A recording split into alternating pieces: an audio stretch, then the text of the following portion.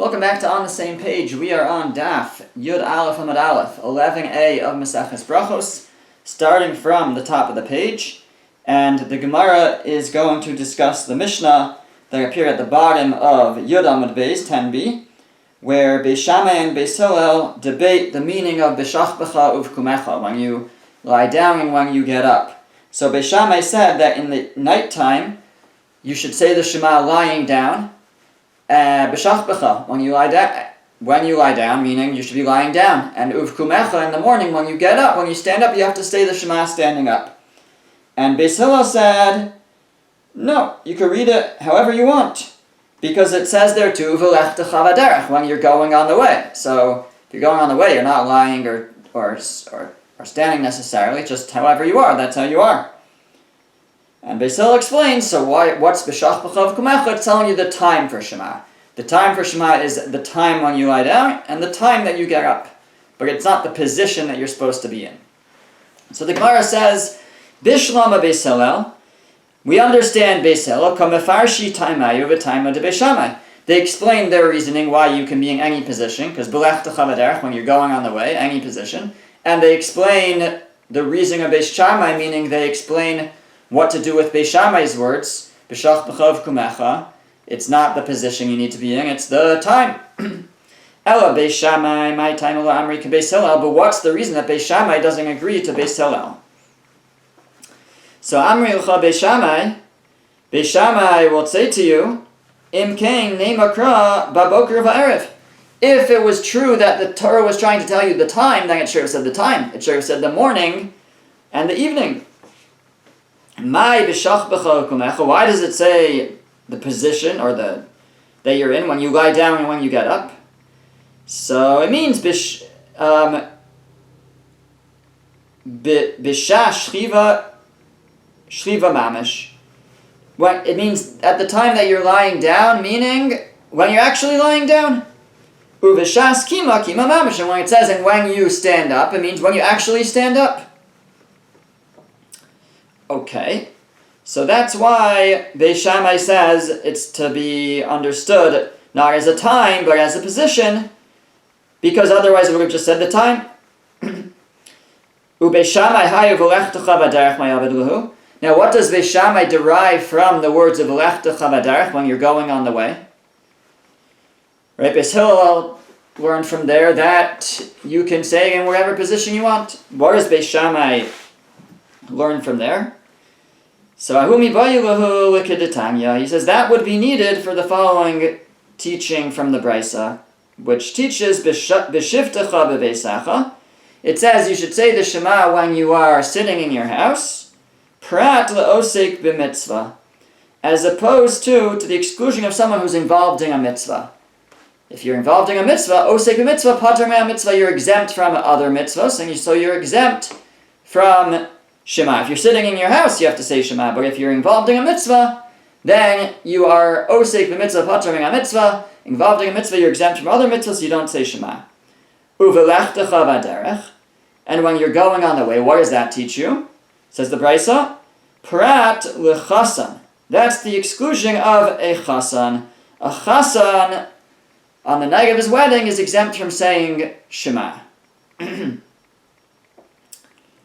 Mikan Amru, and from here they said, Hakonis asabasula, pater, one who marries a virgin, he's exempt from Shema, vesalmana chayav. And if he marries an almana, if he marries a widow, then he's still obligated in Shema. Okay, so step by step here, so what are we saying? So first of all, the question was, what does Beis Shammai learn from the words of v'lechtecha v'derech? And the answer is, like it says in the Brachos. And the Brachos explains that b'shivtecha b'veisacha, when you're sitting in your house, is coming to teach you as opposed to when you're involved in a mitzvah. V'lechtecha v'derech, when you're going on the way, is to exclude a chasan who's involved in the mitzvah of period of rivya, of procreation. Now, as Rashi points out, a chasan is also involved in a mitzvah. So why do we need an additional source if the reason he's exempt from Shema is because he's involved in a mitzvah? So why So why do we need a separate part of the pasuk to teach me that? The first part of the pasuk, which taught me osek b'mitzvah, patur mitzvah, if you're involved in a mitzvah, you're exempt. That should be enough to teach me that the chassan is also exempt because he's involved in the mitzvah of procreation. So Rashi explains that that the first teaching would teach me if you're involved in an active mitzvah, you're exempt. But if it's just that there's a mitzvah on your mind, you wouldn't be exempt. And the second teaching teaches me that the chassan, we don't mean he's involved in an act of procreation now. We just mean he's thinking about the act and considering that he's going to have relations with his new wife. So that already is enough to exempt him from Shema. But even though he's not actively involved right now, he's just thinking about it, that's enough. That's what the second step adds.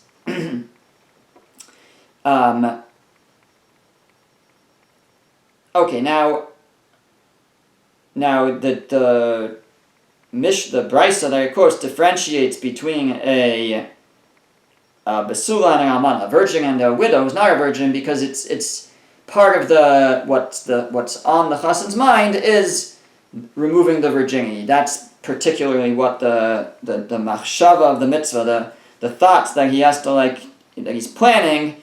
That's what's on his mind. That's what exempts him from Shema. Okay, now ask the Gemara, my mashma. What is the implication here? How is it implied that when you're going on the way, then you have to say Shema, but if you are involved in a mitzvah, you're not? Where's the implication? So Amar Rav Papa said, Ki darech. It's because the pasuk is telling you that you're obligating Shema if you are on the way, anything that's like being on the way. Meaning, Ma derech rishus, af kol rishus. Just like when you travel, it's optional to travel, you're choosing to travel. So too, anytime you're just choosing, then you are obligating Shema. If you're doing something optional, but when you're doing something obligatory, so then you're exempt. Says the Gemara, why are we assuming that when it says B'lechtecha v'derech, when you're going on the way, that you're going on the way for something optional? Milo askidan, aren't we speaking about even dika azel lidvar mitzvah, where you're on your way to do a mitzvah, v'afilu hachi amar achmana l'kring, even still the Torah says to say Shema, B'lechtecha v'derech, you say it. How do we know that it's talking about where you're on your way to do something optional? It just says you're on your way. Maybe you're on your way to do a mitzvah and still you're obligated. Says the Gemara, no, because im king lichto brachmana b'sheves uveleches. If that were the case, then it should have said when you are sitting or when you are going, but not b'shiftecha, and you're sitting, uvelechecha, and in you're going on the way. My b'shiftecha uvelechecha, what is the implication of in you're sitting and you're going? B'sheves tidachu b'leches tidachu d'mechayeves. If you're sitting for you and you're going for you, meaning it's optional, it's rishus, it's not for a mitzvah, it's not for the sake of Hashem, then you're obligating the Shema.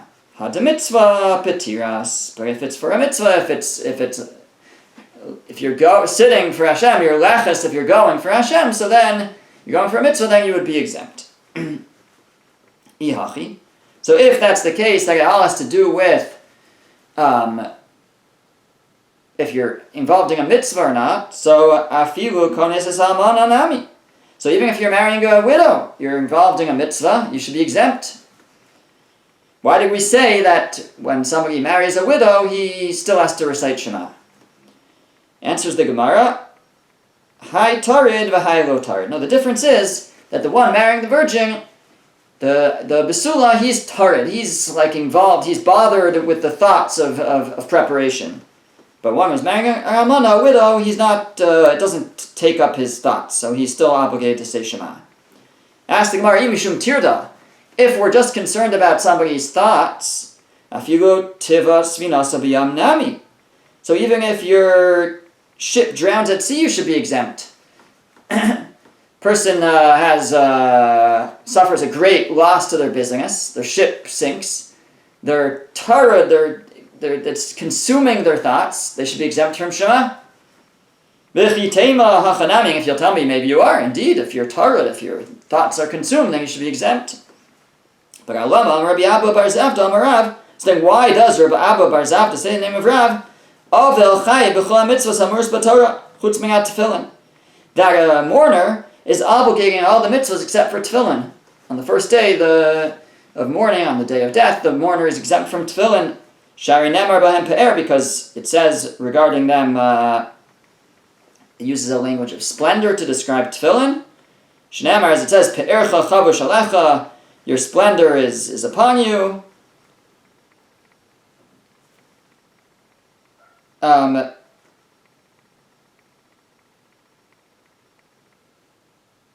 The pasuk is in Yechezkel, and it's in the context, I think it's when Yechezkel's wife passed away, and he's being told not to mourn, even though normally you would mourn, and it says you should have your tefillin on, implying that otherwise a mourner shouldn't have his tefillin.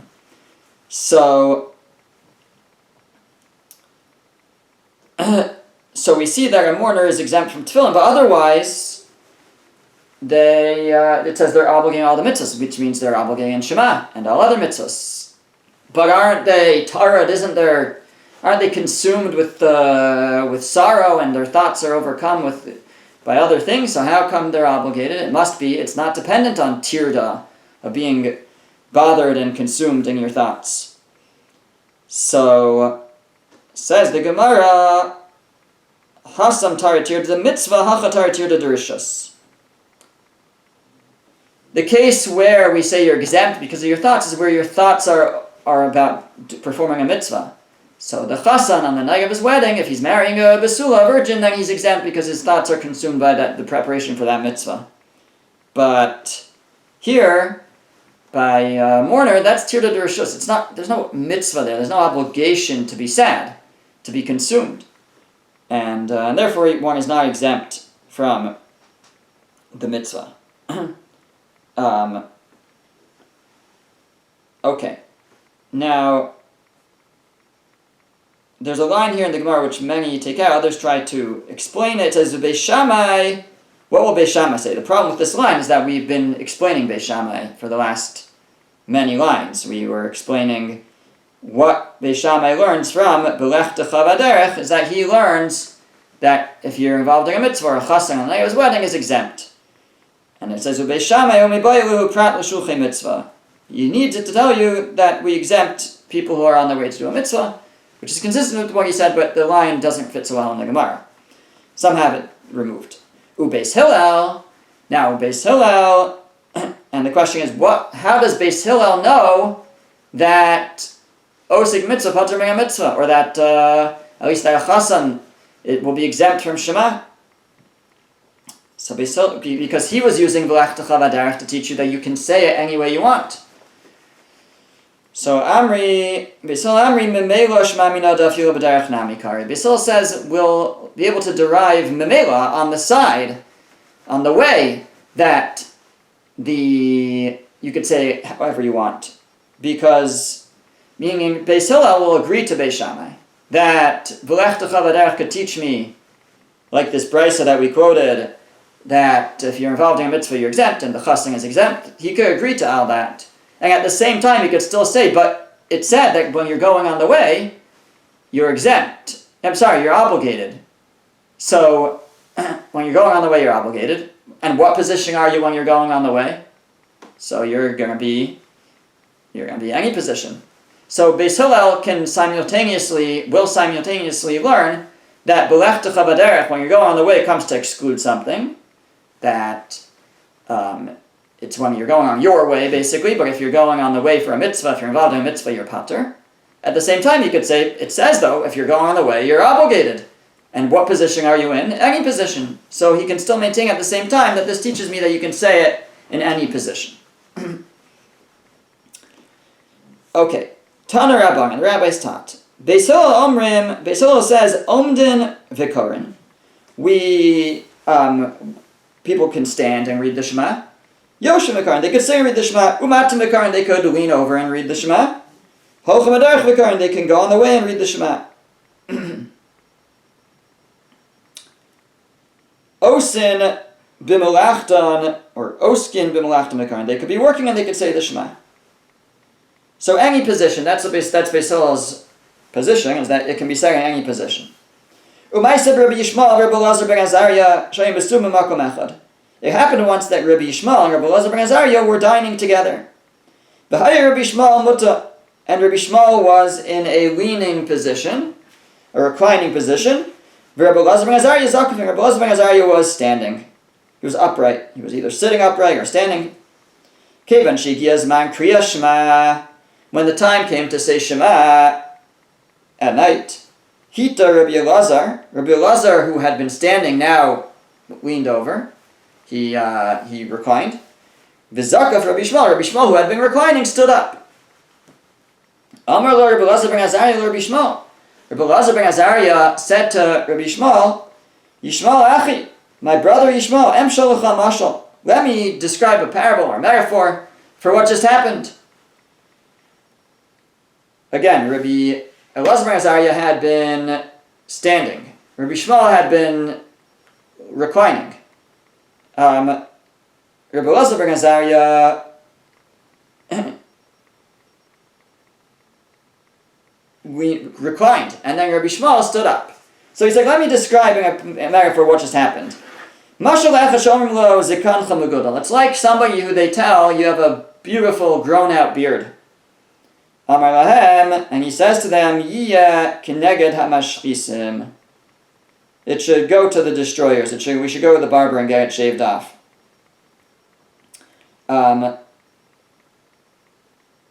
Afkach. So too here said Rabbi Elazar ben Azariah. Afkachata, you're the same way. Kozman shani zakov atamuta. I was standing and you were reclining. Achshav shani itesi. So now I recline and I say, you've got it. A good idea. I'm going to do what you're doing. I'm going to copy you. Ata zakafta. Then you stand up. So it's like the people say, we admire your beard. We want to copy you. He says, if you're going to copy me, then I'm going to shave it off. So Rabbi Elazar ben Azariah said, that's what you just did. You were reclining, and I said, I want to copy you, I'm going to recline, and you stood up. Amar lo, Rabbi Yishmael said to him, Aniyas yisik divrei Beis Hillel. I was doing like Beis Hillel. Ve'atas yisik divrei Beis Shammai. And you were doing like Beis Shammai. Because, now Beis Hillel doesn't insist on any position, as we'll see, as we've said, but we'll see that come back into the conversation, but Beis Shammai does. So I had been reclining, and Beis Shammai wants you to recline, but I said I'm not going to do like Beis Shammai, and therefore I got up. And you went and did like Beis Shammai. You had been standing, and now you reclined like Beis Shammai to say the evening Shema.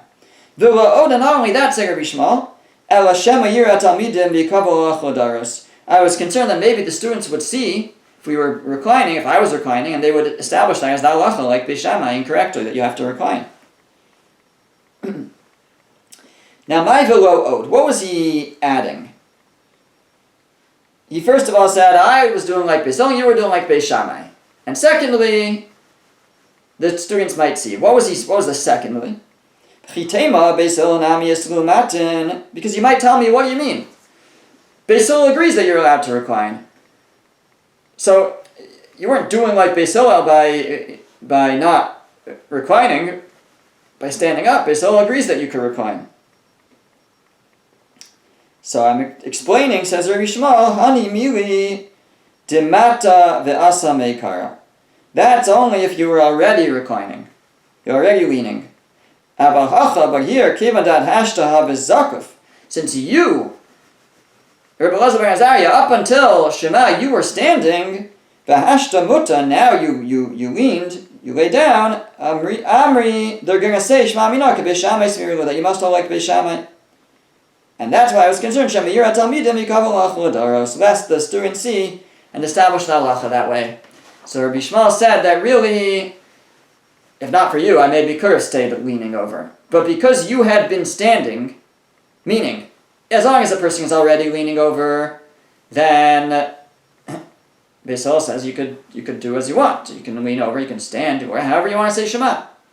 But if a person is standing, then to then lean over makes it look like the halacha is like Beis Shammai, that you have to lean over. So that was my concern. When I saw that you, Rabbi Elazar ben Azariah, had been standing and then you lean and lay like Beis Shammai, I didn't want anybody to think that that's the halacha, so that's why I stood up. Okay, Tani Rabbi Yecheskel taught. Asa kedivrei Beis Shammai, Asa. One who did in accordance with Beis Shammai, they read Shema leaning at night or standing in the morning, they fulfilled the mitzvah. Kedivrei Beis Hillel, Asa, and if they do like Beis Hillel, and they do it anyway, or they do it the opposite, then they also fulfilled their obligation. Rabbi Yosef Amar, Rabbi Yosef says, Asa kedivrei Beis Shammai, lo asa v'lo kulam. Nope. If you do like Beis Shammai, you have not done anything, you have not fulfilled your mitzvah. Ditnan, because you're learning a Mishnah. And there's a Mishnah in Sukkah, and we're going to borrow the concept from there and apply it here. The Mishnah says, Misha haya rosh of ruva b'sukkah v'shulchana b'sulcha bayis. If a person had their head and the majority of their body in the sukkah, and their table was in the house. So they're sitting at the edge of their sukkah, and their head is in the sukkah, but their table is in the house, and they're eating. Beis Shammai postin. Beis Shammai says it's pasul. But Beis Hillel machshir. Beis Hillel says it's kosher. Amar lam Beis Hillel Beis Shammai. Beis Hillel said to Beis Shammai, Ma'aseh shalchu ziknei Beis Shammai ziknei Beis Hillel v'akaris Rabbi Yochanan ben Acharanis. One time the elders of Beis Shammai Beis Hillel went to visit Rabbi Yochanan Acharanis. Matzu shayirosh avru b'sukkah v'shulchana b'sulcha bayis. And they found him in this exact position. His head and his body were in the sukkah, and his table was in the house. V'lo amru lo klum. And they didn't say anything. So says Beis Hillel, the Ziknei Beis Hillel and the Ziknei Beis Shammai, the elders of Beis Hillel and Beis Shammai were there, and they didn't say anything. You see, it must be that it's okay. Amr lahem. So the Beis Shammai responded, Misham Raya, you want to bring a proof from the story? Well, you don't have the facts right of the story. They actually said to him, Im Keng Ayisa Noeg, if this is what you've been doing, they said to Rabbi Yochanan Acharanis, Lo kiyamta mitzvah sukkah miyamecha. You never fulfilled the mitzvah of sukkah in your life. If this is what you've been doing, you never fulfilled the mitzvah. So, now 1 second. If a person is in their sukkah and their table's in the house, and as long as they are actually bringing their food into the sukkah, why would they have not fulfilled the mitzvah of sukkah? The answer is they actually have on a Torah level. Their Beis Shammai has a gezerah. Beis Shammai is saying there is a gezerah, there's a decree that you're not allowed to do that, to eat in that fashion. We're afraid you're going to lean over and eat outside the sukkah. So it's a gezerah, it's a rabbinic decree that says you can't do it this way. Now, and Beis Shammai says, if you go against our ruling, we will tell you, you never fulfilled the mitzvah. So it sounds like they're like using the power of the chachamim, of the sages, to rip away a person's mitzvah fulfillment even on a Torah level. So, and you see that because they said, "Lo kiyamta mitzvah sukkah miyamecha." If you've been doing this, you never fulfilled the mitzvah of sukkah. So, you see over there that if, at least according to Beis Shammai, if you don't listen to Beis Shammai, you don't fulfill the mitzvah at all. So too here, we're going to flip it and apply it to Beis Hillel. That Rav Yosef says, Beis Hillel says you don't lean. And Beis Shammai says you have to lean at night, you have to be reclining. If you do like Beis Shammai, not Beis Hillel, you don't fulfill the mitzvah at all. That's what Rav Yosef is suggesting and learning it from the flip way in Sukkah.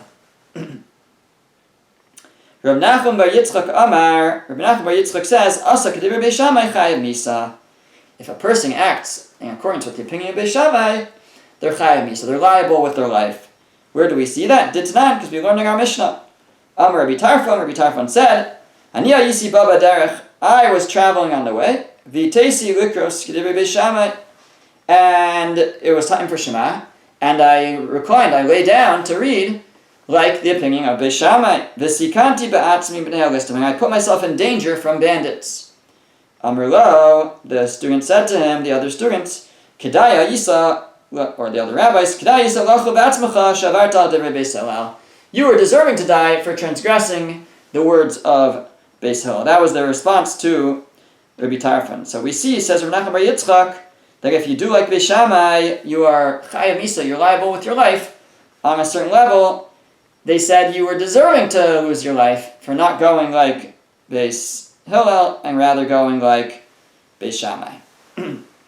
Okay, we'll hold there.